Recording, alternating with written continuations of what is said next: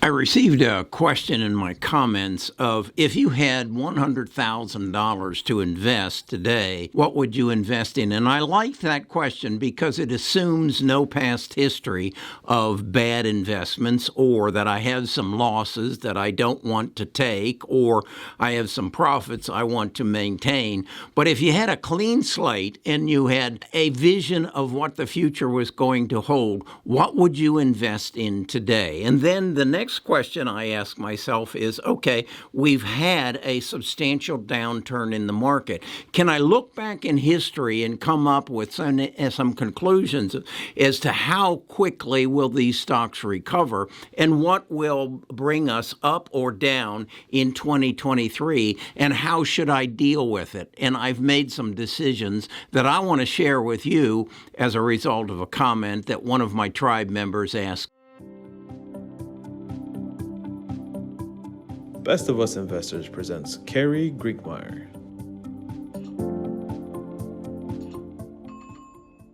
The first thing I did was ask, could I learn from past history? So I do what I always do, and that is go gather the data from the past history and see if I can come to any conclusions that give me an insight as to what might happen next. So what I've done here is I created an Excel spreadsheet tracking the performance of the Dow, here, the S&P 500 and the NASDAQ since 1982. And I chose 1982 because that's where I believe our world changed and we entered the digital revolution. And so then what I said is, what the question I ask is, if I had $100,000, where would I invest it? So I just assumed that I put $100,000 in the Dow, the S&P, and the NASDAQ on January 1st of 1982, and then I entered the performance of the Dow, the S&P, and the NASDAQ over those years and saw what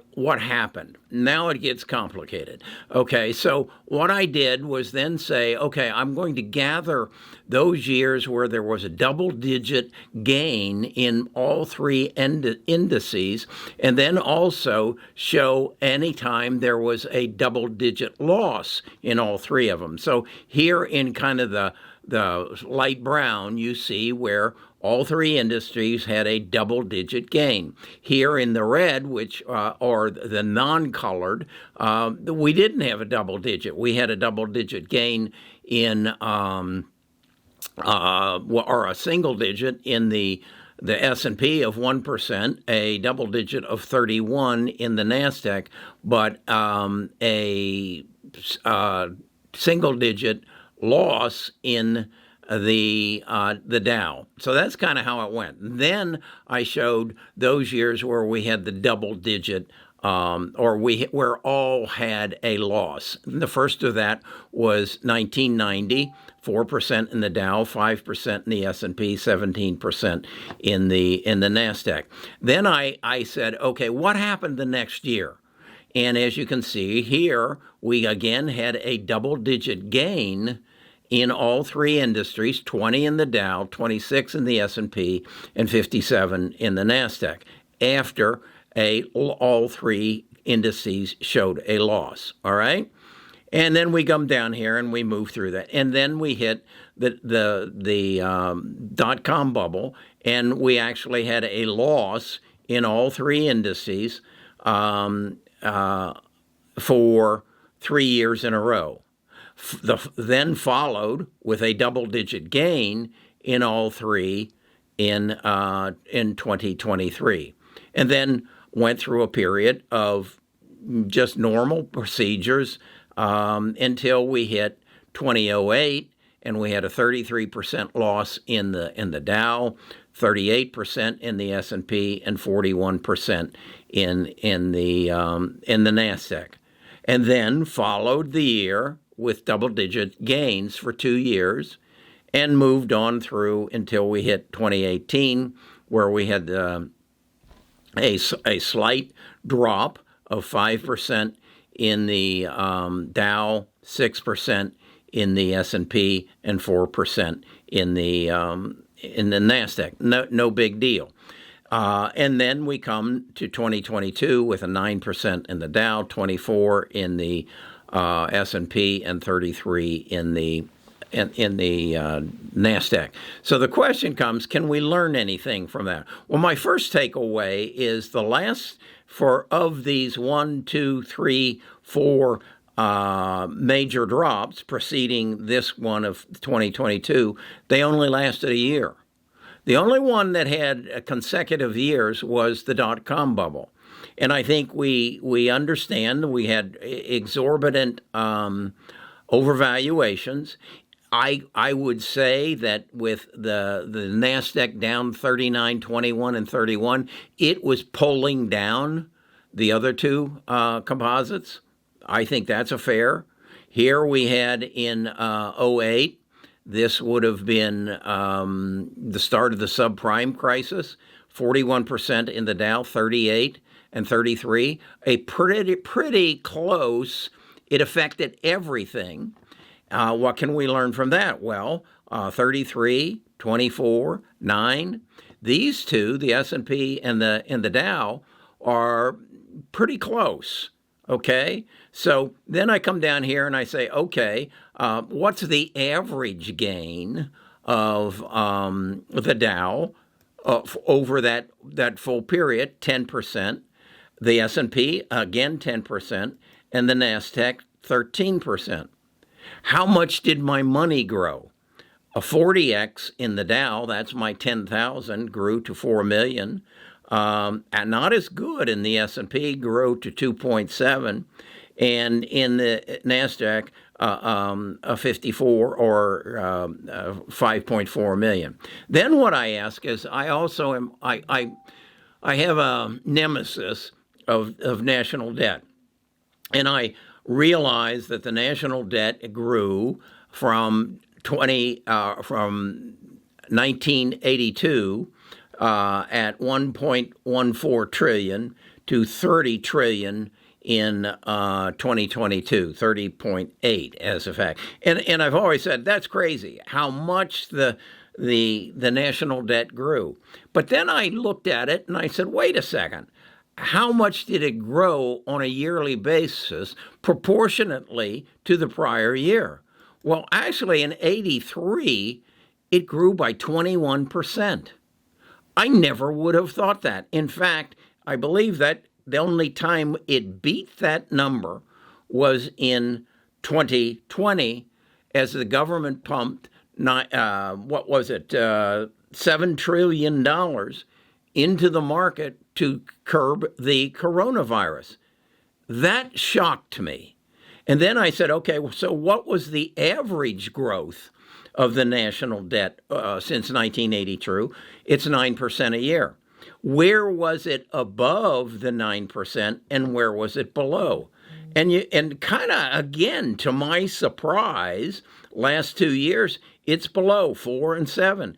A series of 1, 2, 3, 4, 5, 6, 7 years where it was below the average from 2013 through 2019. That's not what I would have thought. If you had asked me, I'd said, no, it's been growing since 2000, uncontrolled. But actually, it's been much more under control, except from coming out of the subprime crisis, where it grew by 11, 19, and 14.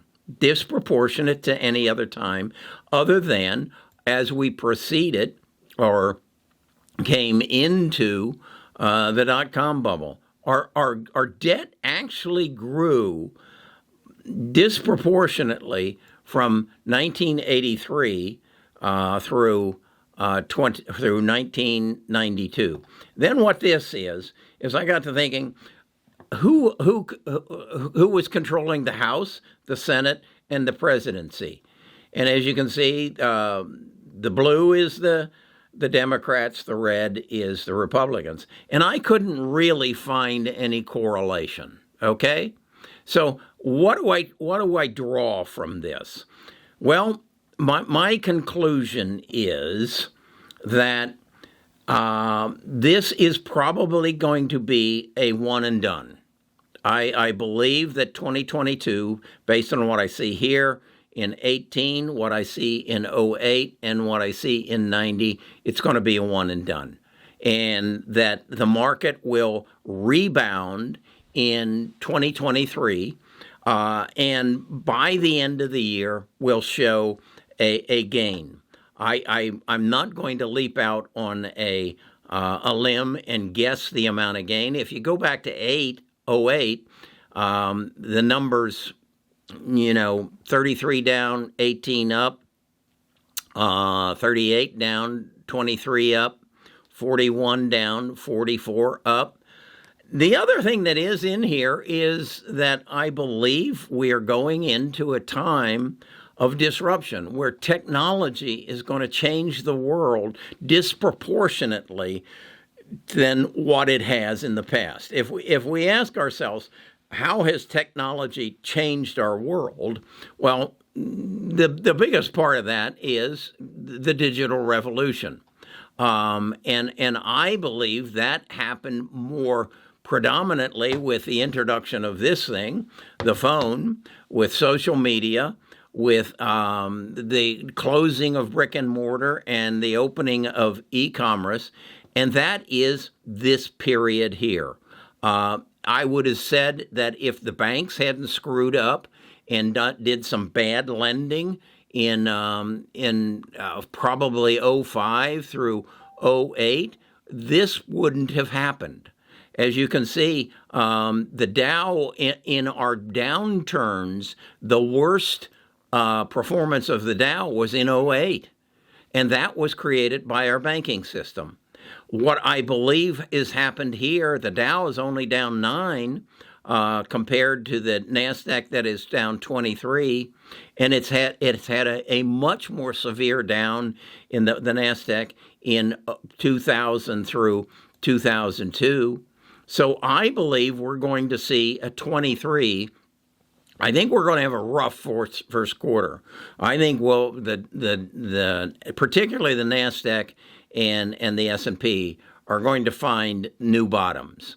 And I think that's going to be drawn by a slowdown in advertising, a continuing effect of inflation and higher interest rates.